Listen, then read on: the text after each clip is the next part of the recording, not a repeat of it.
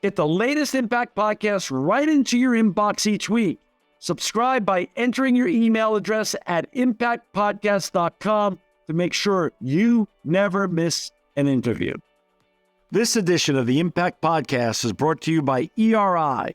ERI has a mission to protect people, the planet, and your privacy, and is the largest fully integrated IT and electronics asset disposition provider and cybersecurity-focused hardware destruction company in the United States, and maybe even the world. For more information on how ERI can help your business properly dispose of outdated electronic hardware devices, please visit eridirect.com. This episode of the Impact Podcast is brought to you by Closed Loop Partners. Closed Loop Partners is a leading circular economy investor in the United States with an extensive network of Fortune 500 corporate investors, family offices, institutional investors, industry experts, and impact partners. Closed Loop's platform spans the arc of capital from venture capital to private equity, bridging gaps and fostering synergies to scale the circular economy. To find Closed Loop Partners, please go to www.closedlooppartners.com.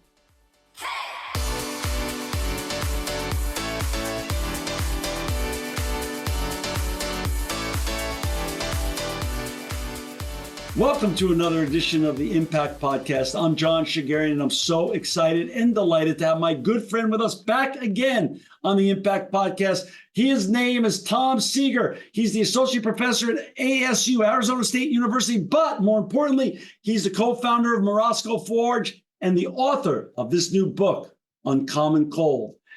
Tom, welcome back to the Impact Podcast. Thanks for having me here, John. It's a pleasure.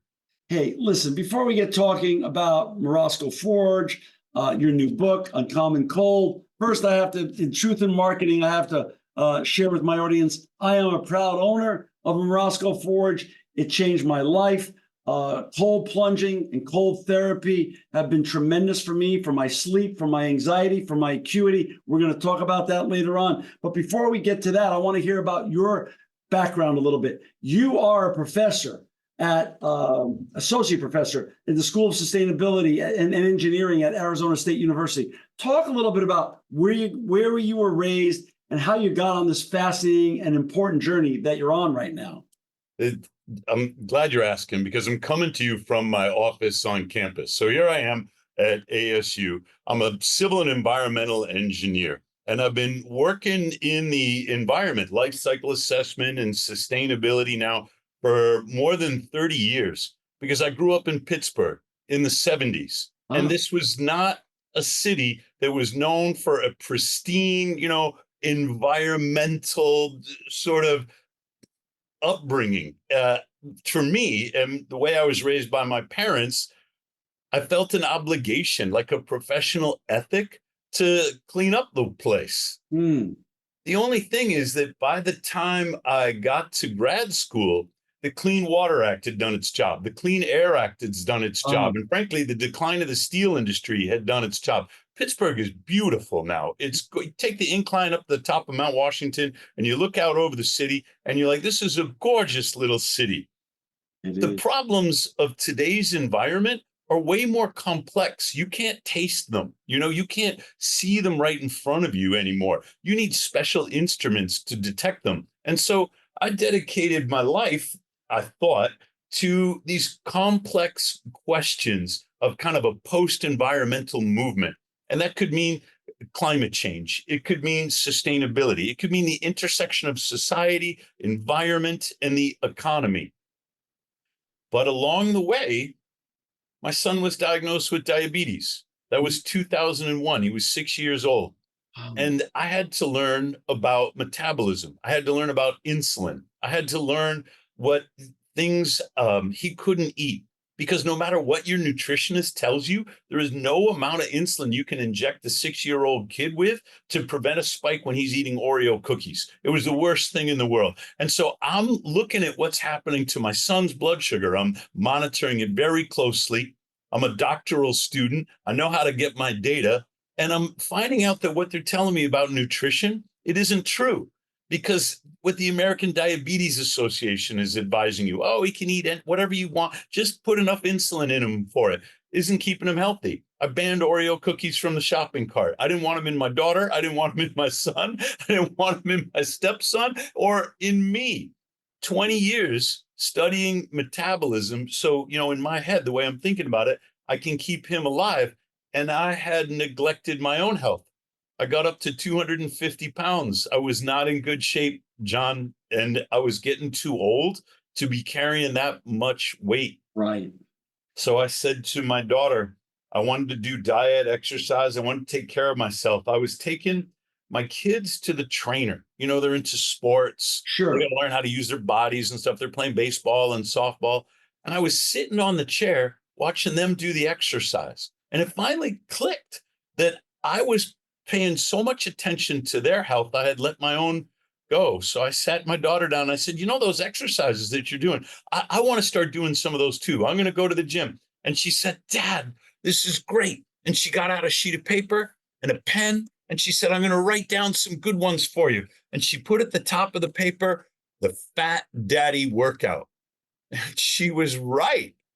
Because Dad was, and look, it was loving. Right. She wanted to go with me and show me how to do this. And she knew her dad was fat. And there was no trying to pretend I wasn't. So I started changing my diet. I went on what I call a great food diet.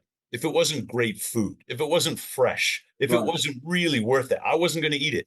And that kind of led me to meal skipping, some intermittent fasting. I lost a lot of weight. I went from 250 down to 195. That's huge. Something else happened. How long did that take? How long did that period take about? That was maybe 18 months. That's great. So not a crash diet. It took time. It was a process. Exactly right. Yeah. And a lot of things were changing in my life. Like at first I was losing a lot of weight, but those last, 15, 20 pounds, they came more slowly than the first 20, 25 pounds did. And I had to figure things out. I didn't have a drink. I didn't have a drop of alcohol for over a year. Wow. And it was because my wife was in a 12-step program. She was also trying to be sober. And I said, okay, great. I'm going to support that. Sure. But the marriage that we had did not survive the kids going away to college. Your family changes when your kids grow up. It didn't survive the stress of her sobriety. And sobriety is a wonderful thing. And I'm so glad she's sober. But it changes things. You have to relearn things. And so when we said, what do we want our marriage to look like? We had different ideas of what, that next half of our lives was going to be like. So we separated. And here I am, trying to get my act together and be healthy and thinking, well, now I'm headed for a divorce and I got to start dating again. I finally got my blood work done, which everybody says you're supposed to do, to take a look at your cholesterol, right? And I didn't even know my blood type, John. And I checked, give me the whole male health panel. Right. And the dang thing is, even though I was taking much better care of myself, my prostate specific antigen test came back high. It was 7. PSA. And normal, I was like 52 years old. Normal is supposed to be 4 or under. And I see this thing and it's got the red exclamation mark. And it's like, hey, you should go to the doctor.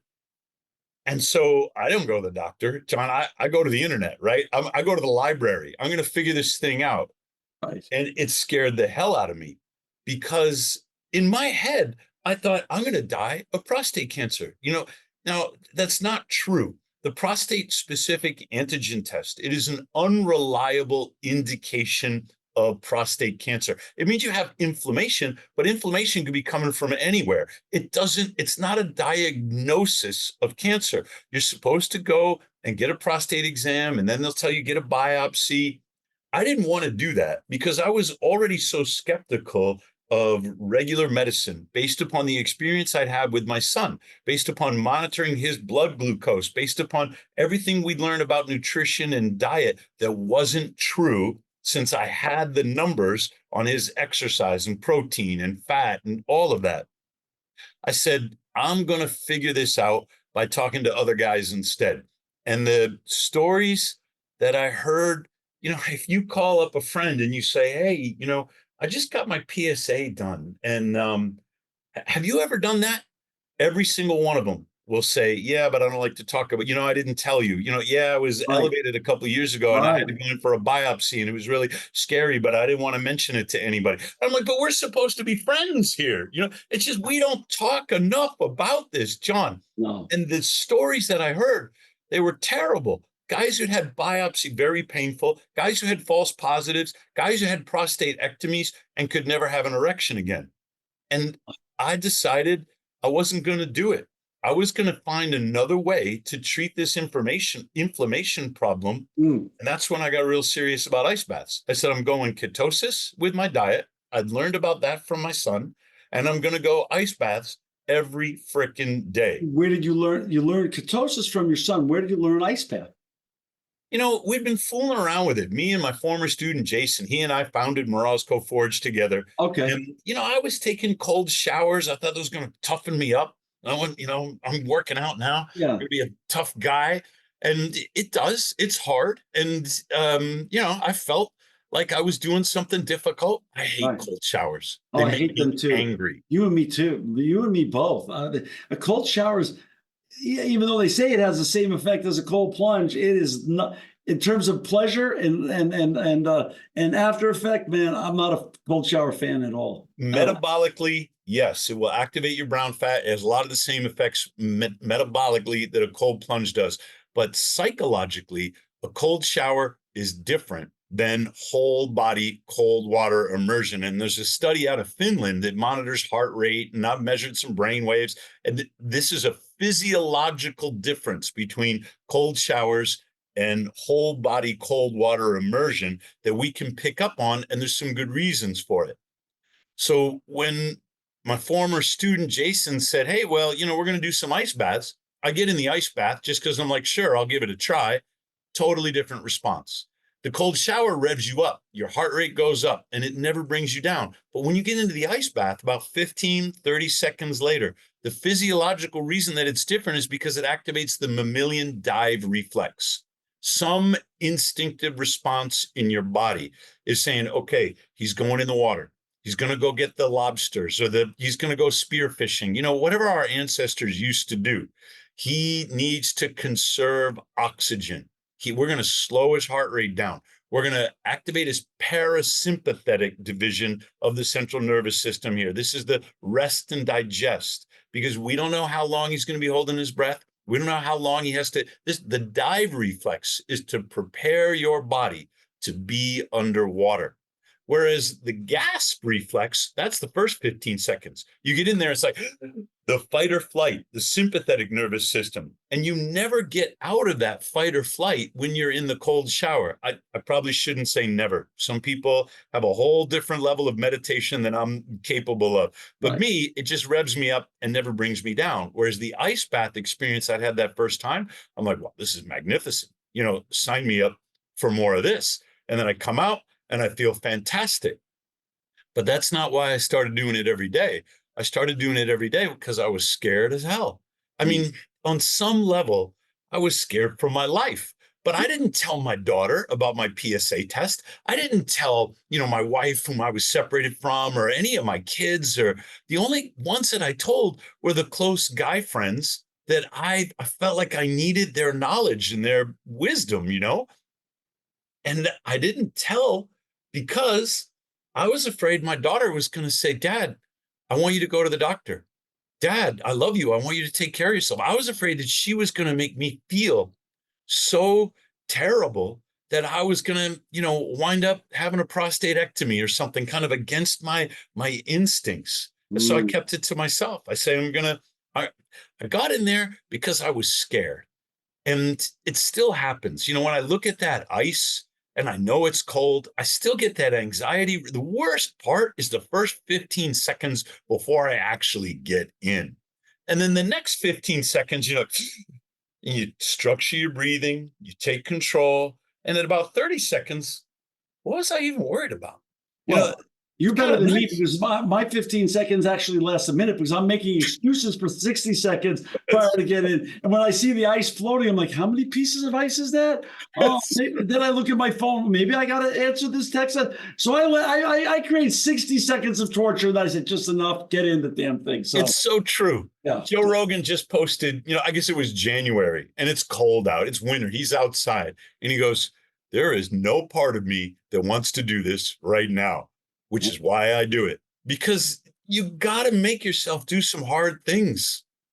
Well, we're going to talk about that, but I don't want to let the podcast get biased without saying Rogan is a Morozko Forge guy also at his house. So I mean, Morozko Forge, and there's a lot of great people that talk about cold therapy and the benefits of cold therapy, including Joe Rogan, Andrew Huberman, Gary Brecka, now the UFC famous Dana White. I mean, this is not woo-woo stuff we're talking about here. This is science-backed. Your book is a science. This is like a thick science-based back book. I got almost 600 footnotes. It's in amazing. That book. Your book is just tremendous. It's 3 times larger than my dissertation, John. Like that's how much I put into that book. You put a lot into it. I know it took us. It took a good amount of time and of your life and of your focus. But I think it's well worth it because I don't think there's another compendium of information on cold plunge. People can find great information out there, some great podcasts on it, some great posts on it, but to find one book with all the information that you need to know about cold plunging and cold therapy, it's right here, Uncommon Cold. You're going to be able to buy this on our website and, of course, on Morozko Forge, but this is a great book, and eventually it's going to be available, I think, soon enough on Amazon.com eventually too. This is the book to get to learn about cold plunging. So let's just go back to your prostate for one last second. Ketosis in combination with cold plunging. How long until you started seeing the needle move in the other direction? Almost immediately. Like it took about a month and I started seeing improvement. Less than 6 months later, my PSA came down to 1.5, which is totally out of the risk zone. It's like a normal reading, no big deal. But something else happened because my total testosterone went through the roof. And this was an accident, John. I wasn't trying for that. I was going in the ice bath. I came out and I was cold and I would do some exercise, not even like a lot, but some push-ups or some pull-ups. I learned, to take my steel mace and swing it around my head without breaking any windows. And I enjoyed that. It made me feel, masculine and tough. And then I'd walk to campus. I lived about a mile away at the time, so I would get my steps. And a male health panel, 4 or 5 months later, comes back, and my testosterone went from the 700s, which everyone would consider healthy. You're doing great. You're a fat guy in your 50s, 700, fine, 1180. And wow. Guess what had the red exclamation mark? My PSA now is normal, but my lab report says my testosterone is out of range too high. So I got to go back to the internet and I got to say, what is going on? Now, I'm not complaining. Like, this is a good thing. And I'm feeling this, like the energy that I'm feeling, the confidence that I'm feeling, the libido that I'm feeling. I'm in favor of all of that. But I have to know what happened. I find this 1991 study. Nobody has ever really looked at this except for this one paper that hardly anybody pays attention to. It's coming out of Japan, and they did a study of exercise and then cold. And if you do the cold after the exercise, like everybody tells you to do it, testosterone goes down, and luteinizing hormone, which is what stimulates your gonads to produce the testosterone, luteinizing hormone goes down too. And for some reason, the Japanese switched it around. They said, okay, well, we're going to do the cold first, and then we're going to do the exercise. And guess what? Testosterone goes up, luteinizing hormone goes up. And that was exactly what I was doing. Not because I wanted to boost my testosterone, but because I wanted to treat my prostate inflammation. And I was just so dang cold. I'm like, okay, I got to warm myself back up. So this explained the phenomena.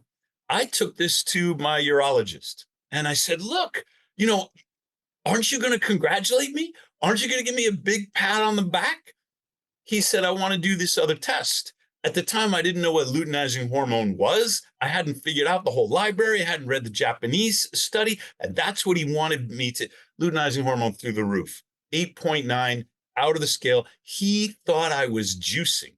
He thought, 1180, there's no way. This guy, I got to get Seager off the roids. But when he got my luteinizing hormone test, he knew that I was natural. My body was stimulating itself to produce this testosterone, which is exactly what the Japanese study said would happen.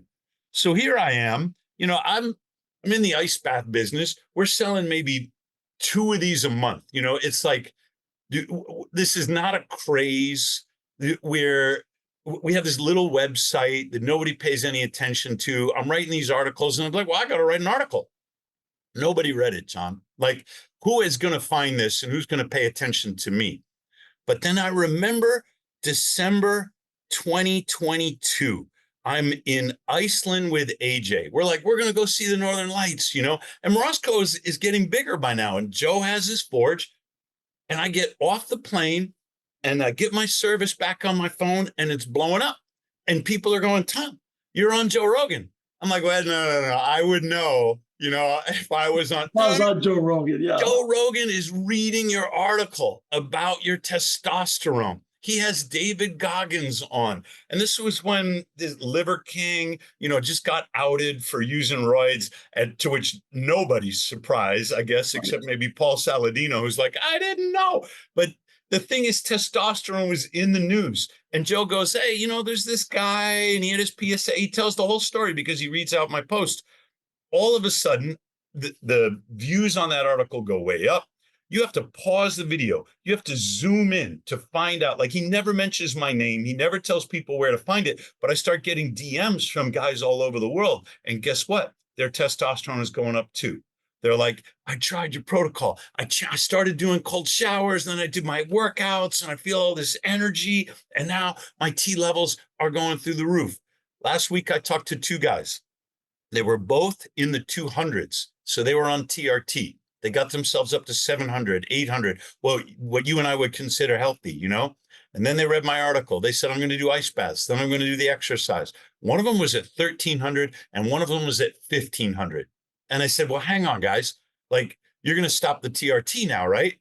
And they go, I'm not so sure. And the reason they're not ready to go off the TRT, the testosterone replacement therapy, right, is because they were in such a bad place in their lives when they were down in the 200s. Yeah. Like, both of them are saying, I didn't know if I wanted to be alive. I didn't know what was going to get me up in the morning. And there was my wife and there was my kids and I had no energy and I couldn't do anything. And I started having these ideas like they might all be better off without me. And I'm afraid that if I don't do the TRT, what if I go back to that place in my head, mentally, psychologically? right. They're not worried about getting buff, John. I'm still like, I weigh 210 now because I gained back some of the weight. I'm not obese like I used to be, but I'm still a fat guy and I'm going to be 58 this year.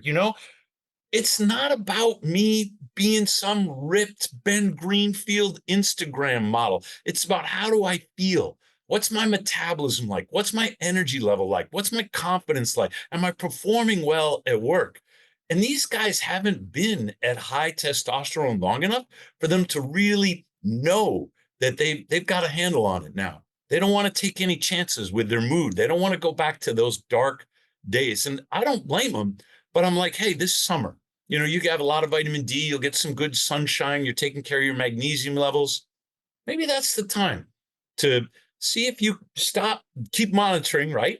Take yourself off the TRT.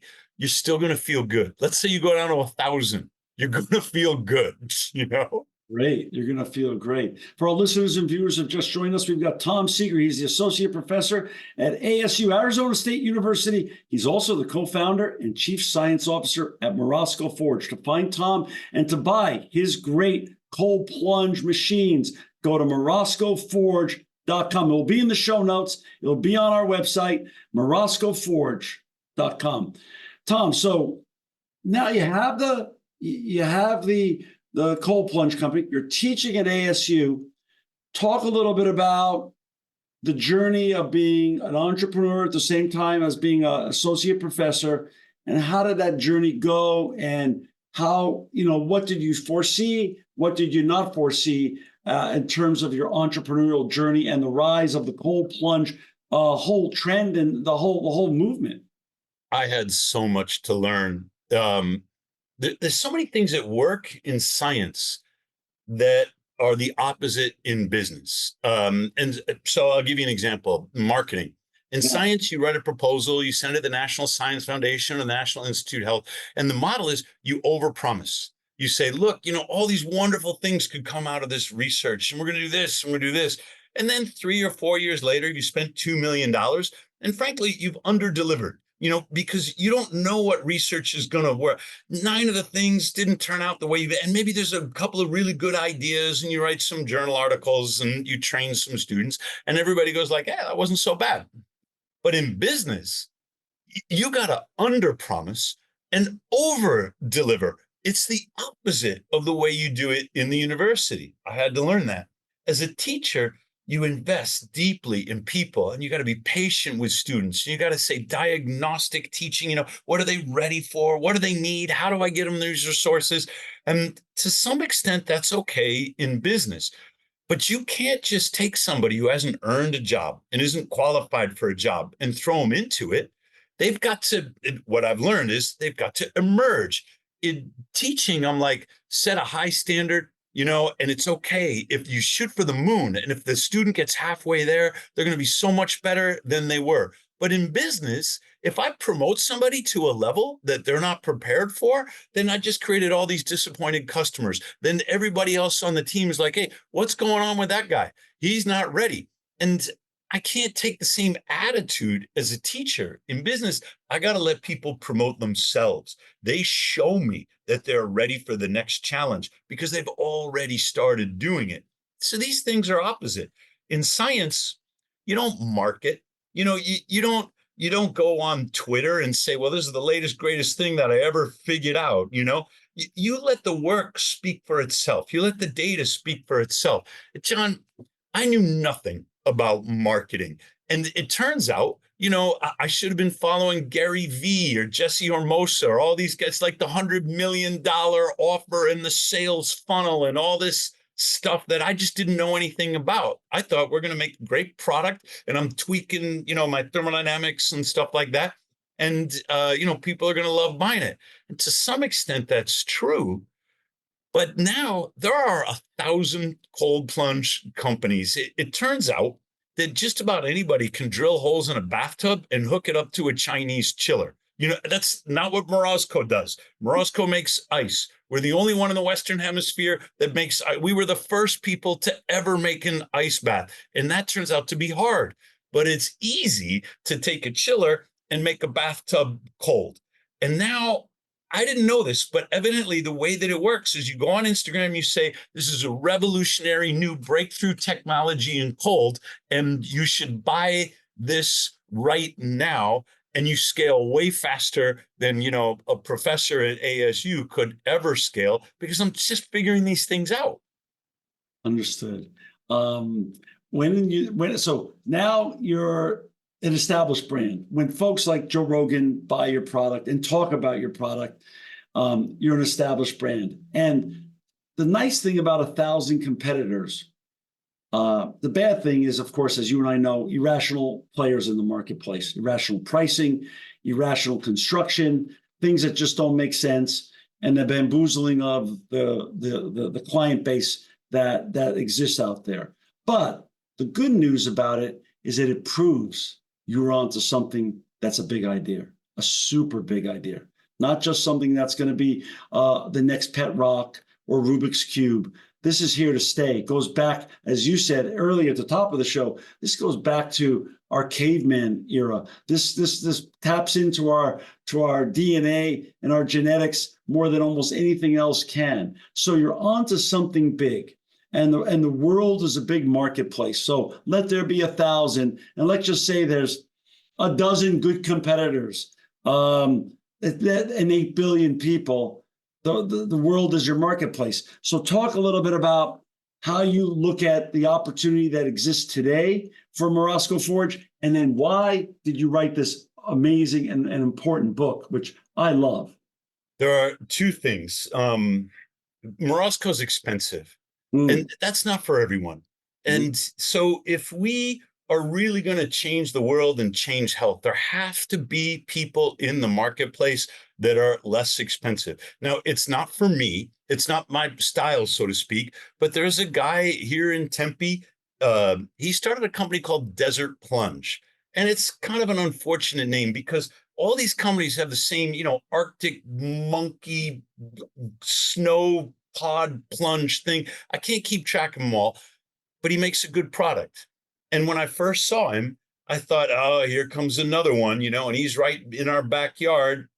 And I had these mixed feelings about another competitor. But when I met him and I got his story, he said, I was in a pretty dark place. He used to work as an electrician. COVID lockdowns shocked a lot of people. He's got kids. They're out of school. He was feeling in his life like he wasn't a good father. He said, I didn't know what to do. And I saw Morozko and I knew I couldn't afford it. So I did this instead. I got a cooler. It's a Grizzly cooler. I hooked it up to a chiller, just like I saw some other companies do on the internet. And I started getting in there. And that brought me out of that dark place. And I said, I don't want to be an electrician anymore. I'm going to do this for other people too. It was the mental health benefits. Now you meet a guy like that and he's got a story like that. And how can I not? I'm like, all right, how do we help? Right. I said, if you meet these standards that are important to me, grounding, cleanliness, sanitation, then I'll put your product on my website because not everybody is for Morozko. There has to be a less expensive alternative. And maybe I can help people sort this out in the marketplace by saying, look, here's a good one. It meets our standards. It just doesn't do what we do. That's great. So why write the book is the second one. Knowledge should be free. Because I already get a salary, I'm a professor. People pay me for this and I write the papers and sometimes I wind up behind these paywalls so nobody can read them. And it's a kind of a bummer. I've written everything in the book you can read it for free at morozkoforge.com. You don't have to buy the book. But people were saying, you really got to put this all together in one place. I want you to curate it for me so that I don't have to go sort through all these. And I'm like, yeah. But then the lockdowns lifted. I finally got to see my mother. This goes back over a year now, year and a half. 2 weeks before she died, I got to visit her. Dementia, Alzheimer's in the extreme. She has no idea who I was. Like this visit, it was not really for her. It was for me. Right. And I knew it was a goodbye visit. Right. And then she passes on, which was merciful. And then I thought, they're right. I got to write this book. I got to put it in a place where people can find it. I did a chapter. There's 2 chapters on the brain. I did a chapter in which I talked about Alzheimer's. Gary Brecka is doing a really good job. He calls Alzheimer's type 3 diabetes. Right. Alzheimer's originates in a disorder of the metabolism. And my mother didn't know. My mother went to Harvard. She met my father at Harvard. The epicenter of nutritional misinformation at the time they were there was Harvard University. She thought that margarine was better for you than butter. You know why? Because that's what the margarine industry told her. That's what she fed us when we were little kids. She battled weight problems her whole life and nothing that she did worked. And so when I went to visit her, I watched her eat breakfast. Breakfast was cream of wheat made in apple juice with an Ensure drink and a cookie for a dessert. John, that's sad. They finished her off with carbs, and everybody is well-intentioned here. They're not doing it out of malice, but they're doing it out of misinformation. I said, these people are right. I got to get that book out. Even though I look at the book and I see everything that's wrong with it. I'm like, oh, no, I should change that. Oh, no, I forgot that part. I got to get another one. But it's got to be in a place where somebody can say, okay, I need to know about autoimmune disorders. And they flip to chapter 9 and they're like, holy crap, I didn't know. Here it is, multiple sclerosis or Parkinson's or whatever it is. So where people can read about what they care about in this context, and they can get the scientific good information instead of whatever they're getting off of Instagram. So I said, I'm going to write it for the people that are asking for it. We've only printed up 300 copies. And now people are like, are you going to do an Audible version? Are you going to get this up on Amazon? And I'm like, dang it. The answer is yes. Give me a minute. Give me a few months. We will revise it. We will get it on Amazon. I will I will read this thing so you can listen to it in the car and more people can have this knowledge. Let's talk a little bit about what's in the book and what's important to cover. I studied the marketplace after getting into cold plunge last year in Los Angeles at my favorite cold plunge place in Los Angeles, Remedy Place. And I had to study the marketplace and to find out what the best equipment was to put in my house. And I discussed this with many different companies, and I've shared this story with you offline, Tom. By far, the Morozko Forge was the best. Like you said, not only the only one that produces ice, the only one that also grounds you, has the ozone, has the filtration system, is wonderfully well-sized. And you guys do what you say you're going to do in terms of under promise, over deliver. I remember I was told by your salesperson, I think it was an 8-week delivery period. I think I had my Morozko Forge 4 weeks later in my house, and it was operational. It was amazing. And I've been nothing but thrilled with it since that day. And I try to use it at least 6 days a week. And I sort of regret the 7th day when I miss it. Talk a little bit about what people can expect to find in this book, and what are some of the myths that you bust, and some of the important topics and important benefits that people could get from cold plunge that you lean into and discuss here. I'm really happy that you are so pleased with your Morozko. Thank you for sharing that. We have the best warranty, for example, in the business. It's cover to cover. There are no disclaimers. There's no loopholes in the warranty. And the reason is, when something goes wrong, and my gosh, John, the last 5 years, like a lot of things have gone wrong, but we want our customers to call us up and we want them to say, oh, my pump leaks. But we need to know that, because how can we make it better if we're not getting that feedback from the customers? And so I will send somebody to their house and we will figure out what's wrong with that pump. And I've probably spent $250,000 in the last 5 years trying to find a pump that will work under our freezing cold temperatures. And I'm still struggling. Like, we're still testing pumps. Finally, my engineer said, get me the pump that keeps the water out of the Alaskan king crab fishing boat. I want one, whatever is pumping their bilge. I want that in. And I'm like, you're right. We just gotta, it's going to be more, right? It's going to be more expensive. We're going to find that pump. It's going to be made of stainless steel. It's going to be bulletproof. And that's the one that we're going to use. So this is our attitude. And you see, when you're feedback and you say, I'm so pleased with it and it's the best. And I go, yeah, and then this is the 3 ways that we could make it better. That's the tension. We are obsessed as engineers with like wringing out every ounce of performance that we can get. So the book is not so much about the technology. It's not about I don't think you're going to see Morozko Forge mentioned in there like 5-6 times maybe. And it's always in an anecdotal way, because there's something going on in science. I've changed the way that I do my science. I don't do the environment. I don't do life cycle assessment so much anymore. And it's because they locked me out of my classroom during COVID. And I had with my career, it's left people with a massive mental health legacy. There is Jonathan Haidt just wrote a book, The Anxious Generation, and he talks about smartphones, and he's got a really good point. The children had been raised in a phone-based childhood rather than a play-based childhood. They're anxious, they're depressed, they're subject to these mental health disorders. And what's the remedy for them? Well, it wasn't a Zoom classroom. It wasn't, the way I had to teach when we were on lockdowns. And so I thought, I want to change the way I do science because of the personal experiences that I've had. And I'm going to take those personal experiences and I'm going to blend them with the scientific research. So when you read the book, you're going to read about things that happened to me. And you're going to read about the mechanisms that explain the things that happen. So one of the things that happened, I got this PSA, and then I boosted my testosterone. Now let's go to the library and let's find the science that explains the experience that I had. You're going to read about Dean Hall. He had two types of cancer. One of them was leukemia. He decided, because his leukemia, not treatable, no radiation or chemo was going to save him from dying of leukemia. He decided he wanted to do something to inspire other cancer patients. So he goes to his doctor. He says, I'm a swimmer. I want to swim the entire length of the Willamette River in Oregon, where I'm from.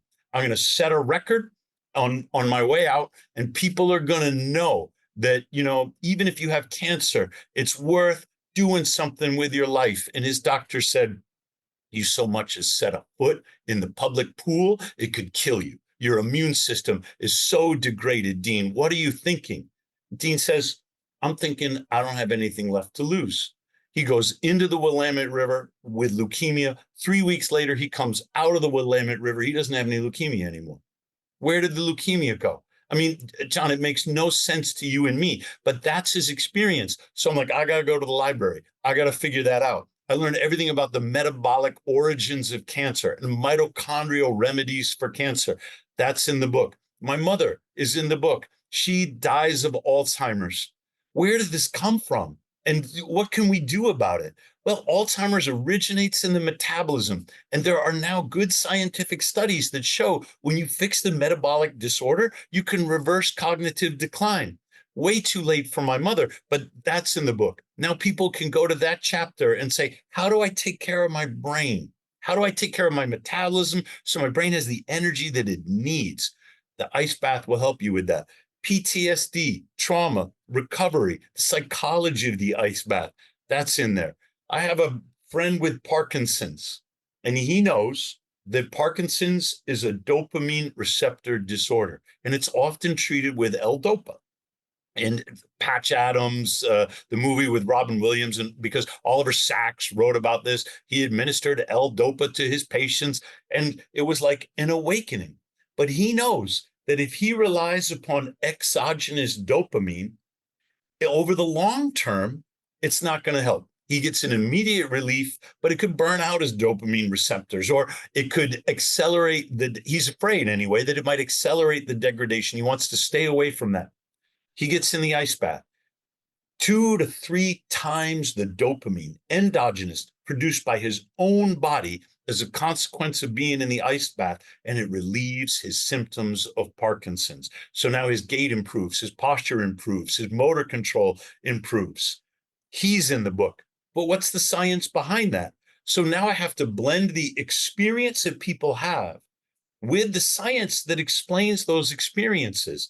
And in the foreword, I explained nothing is more important than your experience. I don't care if there's a double-blind, randomized, controlled trial with a p factor less than 0.01, because are you in the 99% or are you in the 1%? What works for you is what works for you. And so this is what I mean. I've changed what I study. I'm now all about what are the technologies we need for mental health, because that's the crisis in this country. It's not the environmental crisis. I grew up in Pittsburgh and the streets were dirty and the air was dirty and the water was dirty. And now Pittsburgh is beautiful. I'm prepared for a different crisis. I mean, my education was all about the environment and pollution, but that is not the crisis that we face here in the second part of my career. So I've retooled my career. It's technologies for mental health. How do I build resilience in human beings? And I'm changing the way that I do the science. I start with the human experience first, and then I go to the library. Then I go to the laboratory. Let's explain what people are already trying to tell me. So it's the 1-2 punch of great storytelling backed by science. You got it. I love There's it. a really good book. It's called Brain Energy. Chris Palmer wrote it. he's a psychiatrist, which means he's been to medical school, right? And he's in clinical practice, and he's also a faculty member at Harvard University. This wonderful book about the metabolic theory of mental health. He dedicated it to his mother. But what's not in the book, John, is that his mother suffered from schizophrenia. And as a result, Chris, as a child, spent a part of his childhood homeless. Now, does that change the way you do your science? Because I've never met Chris. We like traded some messages or something, right? I've never talked to him. But if you have an experience like that as a child, it changes the way that you think about the world, the hypotheses that you want to investigate. And I want to know that about the scientist now. I want him to talk about that because I think that will inspire other people to learn. It is stories that change the way people live. It's not data. It's not a figure. We bring those in after the fact and we say, look, this is why that's working. This is why that's happening to you. But it's the story that motivates you to change. 100%. You asked me off the air, John, what did the cold plunge do for your life? And I shared with you my mental acuity was directly impacted. My anxiety level on a daily basis was reduced and my sleep improved. Is it perfect? No, but who has perfect sleep? But it's much improved. I also, as Brecka talks about, or Dana White, even more specifically, who has a very personal relationship with Brecka and credits him with teaching him how to live his best life in terms of health and wellness on his journey. He said he doesn't even go to a city now without scoping out where he's going to be able to cold plunge because he feels it shreds weight and also puts him in the right mental space. I would agree with both, by the way. And I try to scope that out before I go somewhere as well. And sometimes fortunately and sometimes unfortunately, because it's hard to find in some cities still. But acuity, anxiety, and sleep, are these common themes that you've come across time and time again? Yeah, I'm glad you mentioned them because the reputation of the ice bath is it's for, the Spartan racer or it's for the bodybuilder. And certainly there are a lot of good examples of that. But I was talking to a guy in the NFL. He's an offensive lineman. He just signed a big contract. And we'll probably do some social media. He loves his Morozko. I said, what does it do for you? What do you get out of it? He goes, it's about the mental acuity. It is the mental game. And I'm looking at him, he's 6'3", he's 310 pounds. And then it clicked for me, John, there are bigger guys than him. Like he's enormous, right? But he's going to line up next to a nose guard or something who could be 6'5", 340. What makes him so successful at his level when the guys that he was playing with in college, who might have been stronger or even faster, haven't attained it? At his level, it is the mental game. And so I looked him up. He hasn't been called for a false start penalty since he started doing his ice bath. And I'm like, this is a great story right here. You got to get that up. I mean, you got to make sure the NFL. You got to make sure every college coach and every coach in the NFL hears that story. They'll all buy Morozko Forges. They don't want ever to be offsides. Come on, that's awesome, right. Tom. That's awesome.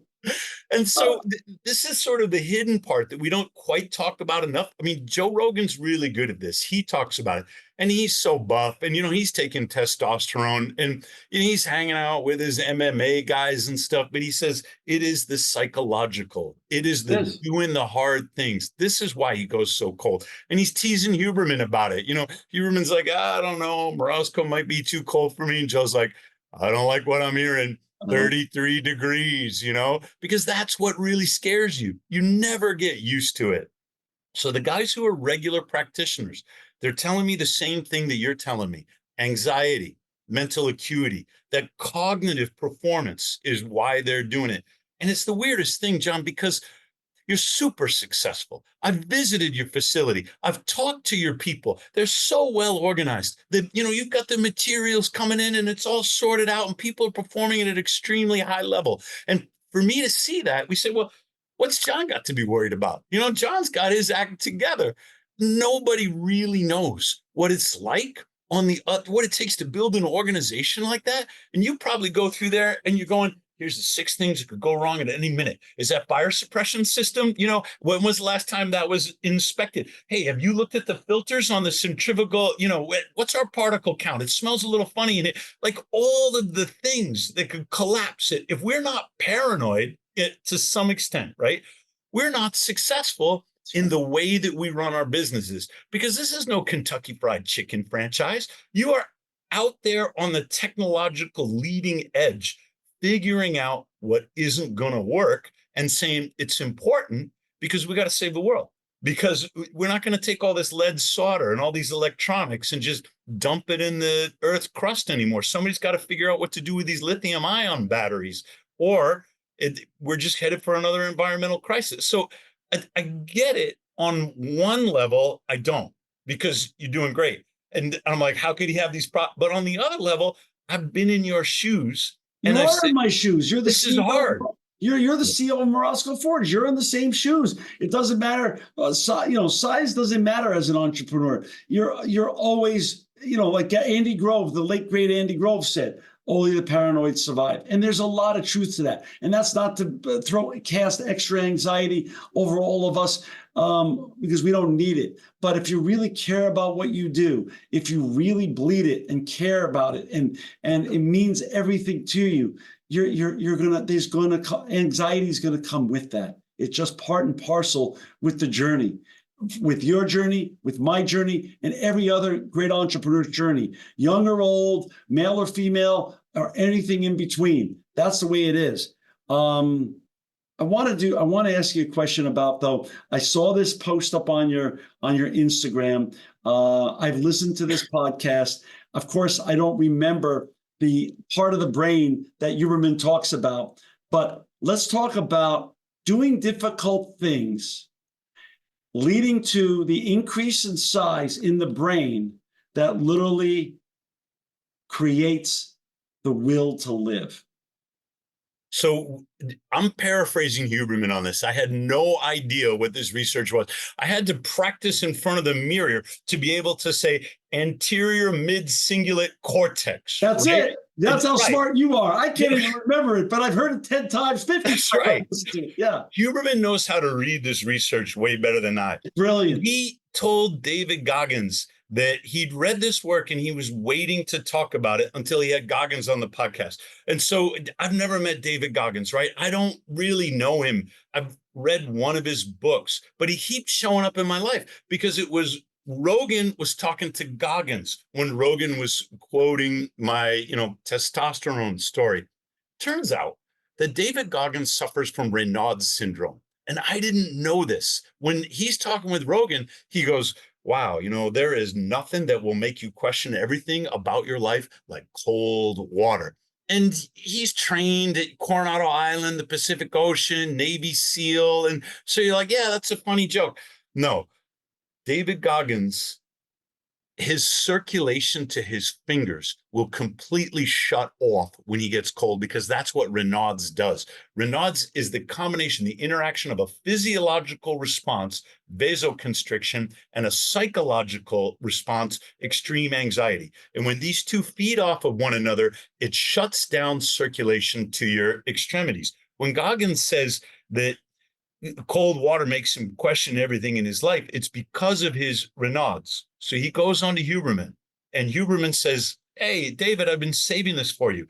When you do difficult things, not things you enjoy, but things you don't really want to do, those hard things, it expands a part of your brain called the anterior mid-cingulate cortex. And some scientists believe that is the seat of the will to live. That is where your willpower to keep going when you have lost all hope and you are in despair. What gets you up? What gets you moving? What gets, Rocky up for another round, so to speak? It is the anterior mid-cingulate cortex. And Huberman meant it as a compliment. They talked about the ice baths. He's like, if you enjoy the ice bath, you're not going to grow your anterior mid-cingulate cortex. But if you hate it and you do it anyway, that expands the part of the brain that is the will to live. And he meant it as a compliment to Goggins, because Goggins probably the toughest man alive, right? Yeah. One of them. It was like a month later. that Goggins posted a picture of his hands. And he said, this is on Instagram. This is what cold does to me. And they are chalk white. You can resolve Raynaud's, and you can do it using cold therapy. It's called exposure therapy. So you give yourself a little bit, and then a little bit more, and then a little bit more. AJK, she wrote the foreword to my book. We've been dating now for more than 7 years. She suffers from Raynaud's. She was never going to get into the ice bath.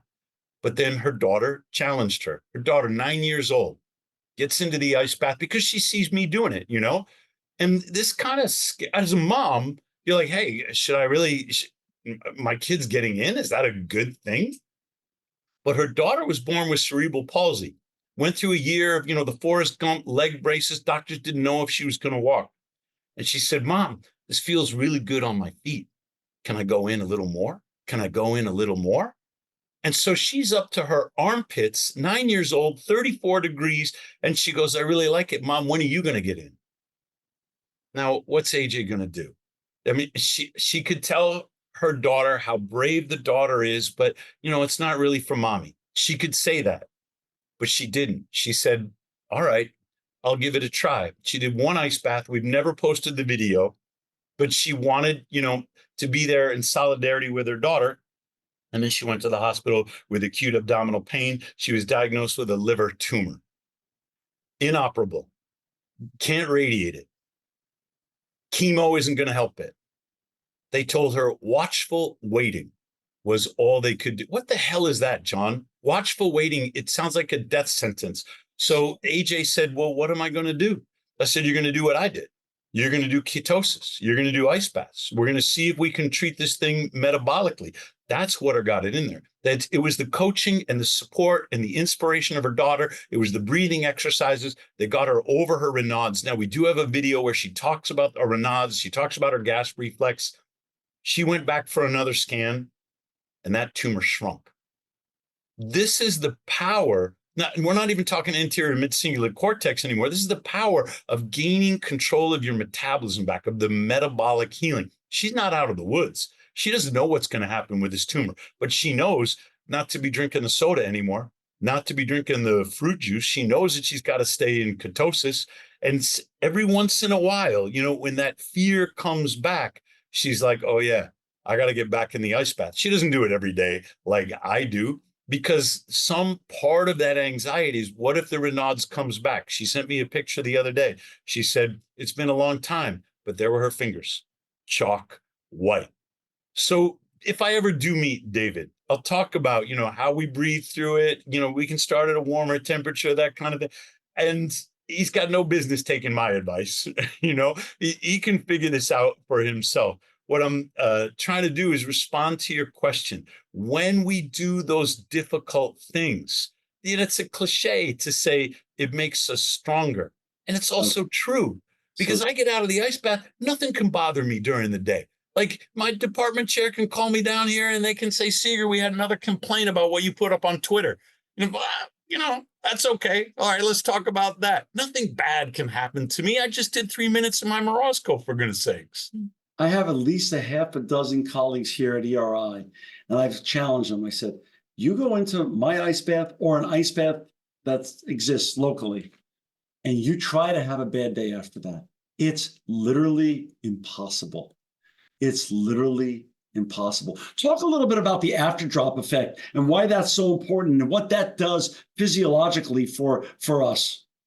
You probably remember that Joe Rogan did 20 minutes in his Morozko, and he only did it because I think Jocko Willink dared him to. He was talking about, Jocko called me up and he was making fun of me, and because I only did a minute and a half, but I'm going to do 20 minutes. Now, it's probably the most boring Joe Rogan post you've ever seen. Just him shivering in the ice bath, but he did it and he kind of proved a point.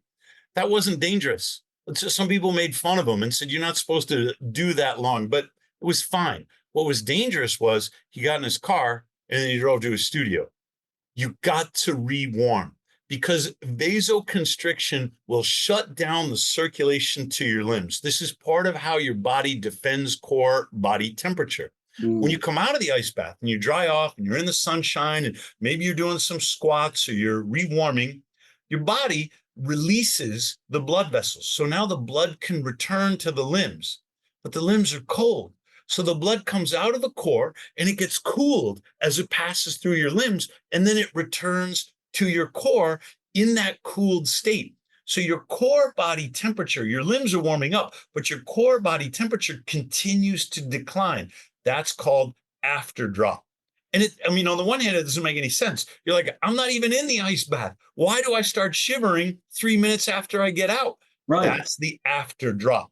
You've got to let your body rewarm, before you start to operate heavy machinery or do anything that requires dexterity, for goodness sakes. Outside of the heavy machinery issue, walk me through. I've heard different stories, and I want you're the expert.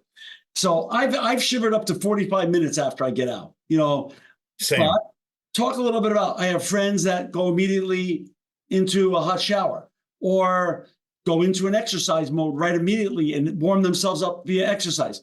Is it better to just allow yourself to naturally warm up, whether you do exercise or not, just get dressed? Or is it okay? Do you still get the benefit of a cold therapy, even if you go into a steam room or a hot shower soon thereafter? Huberman and Sobor are really big on the warm up naturally. Right. And I think it's good advice. Right. It's your body trying to do metabolically, respond to the stress that you gave it. And if you go into the steam room or to the hot shower, I think what they're trying to say is you're shortchanging the experience a little bit. Yeah. And so you already did the hard work, don't mute it. You already did the hard work, don't mute it out. However, there have been people who go too far. They do too much. I would say they cold overdose. You remember AJ's daughter, she's a little older now. She's 13. Yeah. And she said, what do you mean Joe Rogan did 20 minutes? And I said, well, he's on Instagram and, she said, well, I could do 20 minutes. And so she goes into my Morozko and AJ is texting me like, I'm on my computer and I'm doing my stuff. And AJ's like, well, it's been 15. I'm like, oh, she's fine. It's been 20. Hey, congratulations to her.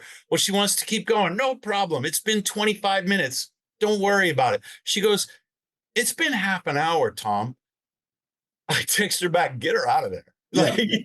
There's no point to this. Yeah. And because of the CP, because she already has some of these motor issues, John, she couldn't walk.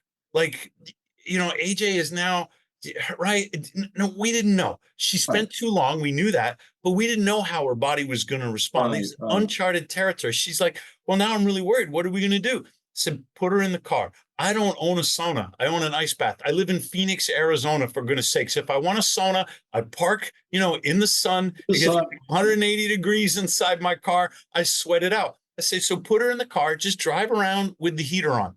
If you overdose your cold, rewarm. If you got to go to an appointment or I don't know if you go too far, it's okay to rewarm. Yeah. I had an experience where I did 14 minutes. I couldn't, operate my phone. I had no dexterity in my fingers. I drive a stick. I was supposed to go to hot yoga. And so I'm like, I got to give myself a few minutes. And I probably shouldn't have driven, but I got this appointment. I get there late. The instructor's really very understanding. Come on in. We'll just fit you right in. But John, I was discombobulated. There's the half monkey moon twist thing, and I couldn't do it, right? So she comes over to me to adjust my posture. It was really very helpful. After I warm up and after the class is done, I go up to her and I say, thank you. When you fixed me there, and then I had a really good experience, and thank you for accommodating me. She goes, no problem. That's what we do. But I have to ask you a question. What's that? She goes, was it hot enough for you? I go, well, yeah, I don't know. Would you have it like 110 or something? Like, I didn't check the thermometer, but it felt hot. She goes, no, when I put my hand on your back, you felt cold. And I thought, I better crank up the heat in this room. So I had to explain the whole thing. I had overdosed my cold. It is okay. Wrap yourself up in a blanket. Get your red light to help stimulate your mitochondria. If you've done too much, don't be a martyr.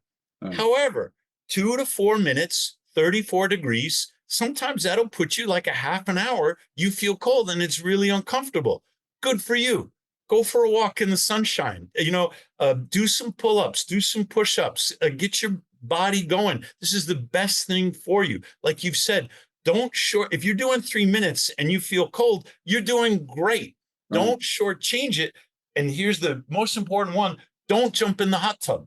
The hot tub feels great, but it is not going to give you vasodilation. And there's an interesting physiological phenomenon. It's called hydromiosis. Your body knows when your skin is wet. You will shed heat by sweating, but it's the act of evaporation. When the sweat evaporates off your skin, that's what extracts the heat. So you're exercising outdoors and you sweat and you lose that heat when the sweat evaporates. That doesn't happen in the hot tub because your body knows when your skin is wet. You will sweat from your head, or if your arms are out in the hot tub, you'll sweat from your arms, but your legs, your torso aren't sweating.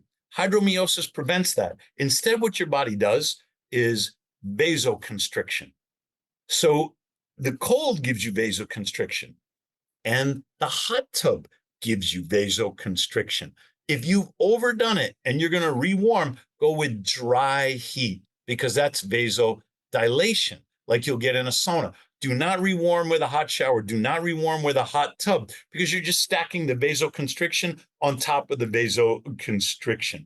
Now, that was a real complicated answer, but it gives some very specific advice. It's great. Well, Tom, this book is amazing for our listeners and viewers. It's called Uncommon Cold. You're going to be able to buy it on Amazon soon, on our website, on Impact Podcast website, and also on Morozko Forge. Any last thoughts before we sign off on this episode of the Impact Podcast for our listeners and viewers about the cold plunge and cold therapy and the benefits they could get? One of the things that you said today was you can't have a bad day after an ice bath. And It's been true for me. I've never regretted one. Those first 15 or 20 seconds, where I'm staring at the ice and I feel like I could skip today. I'll be fine. Nobody's watching, right? Do I really need, I've done this 1,000 times. Do I need another one? All those things go through my head. And Joe Rogan says, you got to kill your inner bitch, man. And, it's not, my mother would not approve of his language, but he's got a point. And so I get in. I have never regretted an ice bath. So I keep doing it. I love it. And we're going to have you keep coming on this show to keep sharing the journey at Morozko Forge and the Tom Seager journey in sustainability and all the great work you do at ASU, which we're also very proud of. Tom Seager, he's the co-founder and chief science officer of Morozko Forge. To find Morozko Forge and to buy a Morozko Forge like I did and like Joe Rogan did, go to www.morozkoforge.com. It will be in the show notes. To find Uncommon Cold, you go on our website, impactpodcast.com or morozkoforge.com, and eventually Amazon.com. Buy this important book. Share it with your loved ones. Share it with your family. This is a great book. I've already given away a dozen copies that I bought from Tom. I need another dozen copies because this book is where it's at. Thank you so much again, Tom Seager, for joining us on the Impact Podcast. You are not only just an amazing, great person and a lovely friend of mine and a wonderful friend of mine, but I appreciate you spending this much time explaining the important aspects of cold therapy and what you're doing at the Morozko Forge. Also, I appreciate all the good you do for this planet because those Morozko Forges, I know, change lives. And there's no regrets. You never have a bad day after you've used a Morozko Forge. Thank you, John. This has been a pleasure. This edition of the Impact Podcast is brought to you by Engage. Engage is a digital booking platform revolutionizing the talent booking industry. With thousands of athletes, celebrities, entrepreneurs, and business leaders, Engage is the go-to spot for booking talent, for speeches, custom experiences, live streams, and much more. For more information on Engage or to book talent today, visit letsengage.com. This edition of the Impact Podcast is brought to you by ERI. ERI has a mission to protect people, the planet, and your privacy, and is the largest fully integrated IT and electronics asset disposition provider and cybersecurity-focused hardware destruction company in the United States and maybe even the world. For more information on how ERI can help your business properly dispose of outdated electronic hardware devices, please visit eridirect.com.